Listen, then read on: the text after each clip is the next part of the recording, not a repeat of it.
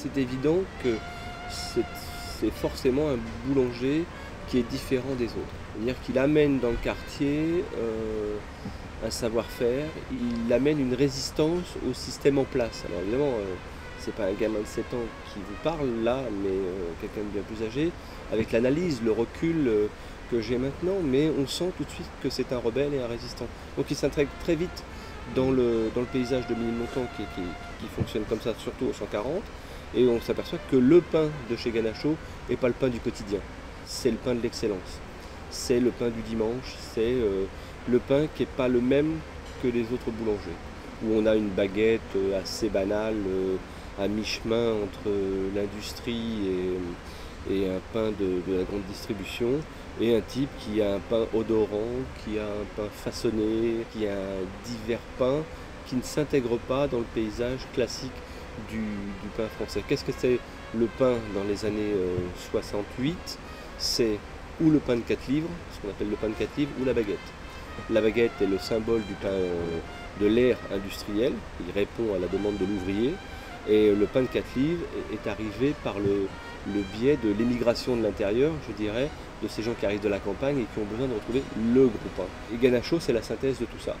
C'est ce breton qui arrive avec des pains complètement fabuleux et avec le recul des fermentations que personne ne connaissait.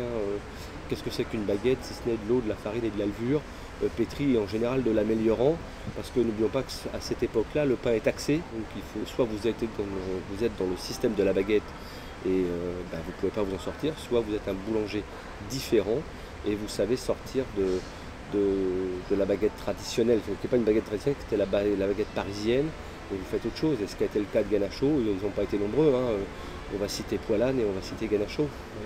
C'est Poilane, grand marketeur du pain et du renouveau du pain, je dirais, du pain de tradition, et puis Ganacho qui amène un savoir-faire, qui amène un style de pain et qui lui non plus, lui aussi va sauter différemment des autres boulangers et il va faire toute sa carrière. D'ailleurs moi je vois d'une boutique qui part à environ de 40 quintaux à une boutique qui fera un jour 400 quintaux, qui va racheter un quart du trottoir. Ça n'a rien à voir avec le pain d'abord, ça a à voir avec l'homme. C'est-à-dire que pour moi, arrive dans un quartier, je vais à l'école, je ne suis pas bon à l'école, et on me dit que si ça continue, je finirai en apprentissage et je serai un ouvrier. Or que je vois en passant, en allant à l'école tous les jours, un ouvrier qui est fier d'être ouvrier et qui réussit. Une espèce de dichotomie entre ce qui est dit par l'école et ce qui m'est raconté finalement par cet artisan. Voilà, alors au départ, c'est pas cette notion du goût du pain. Et puis ensuite, il y a eu le scénario du pain où Ganacho a eu la bonne idée de mettre le pain en prise directe avec la population. C'est-à-dire qu'il a ouvert la vitrine, il a installé les fours dans la vitrine et on cuisait devant les clients.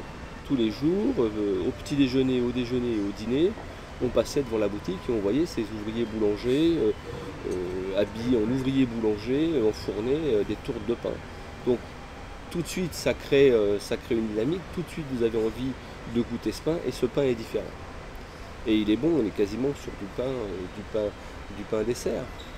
Et voilà, et un boulanger qui assumera son métier de boulanger. Donc il va gagner sa vie avec le pain sans chercher à mimer le travail du pâtissier. À s'inspirer du travail du pâtissier. Non, il va rester dans cette culture du pain et dans toute cette pâtisserie qui naît de la culture du boulanger. C'est-à-dire que le petit pain au gâteau de riz, les viennoiseries, etc. Mais point, il va se limiter à ça.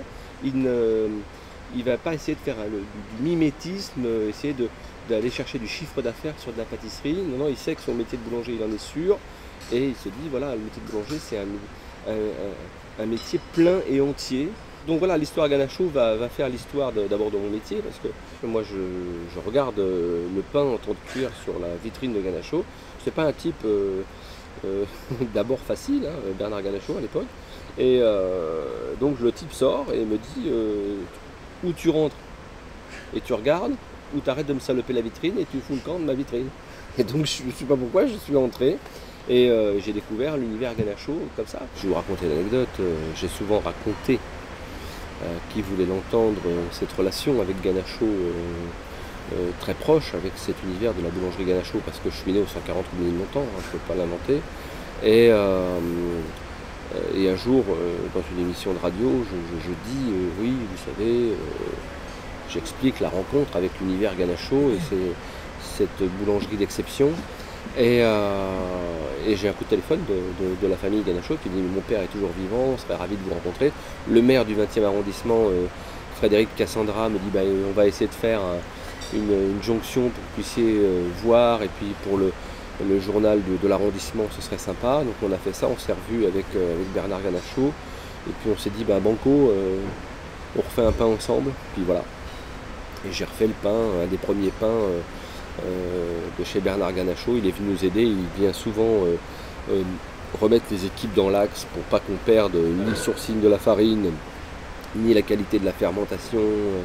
Puis il vient le tester et il nous dit non là, attention, vous dérapez, c'est trop acide. Et voilà, et donc on lui fait toute confiance, et en même temps ça fait énormément de bien aux équipes. C'est ce transgénérationnel qu'on peut organiser dans l'entreprise, parce que finalement même les pâtissiers qui sont chez nous voient toujours d'un très bon œil un monsieur comme ça qui a une telle réussite et qui a presque 80 ans vient encore expliquer et façonner un pain de façon extraordinaire.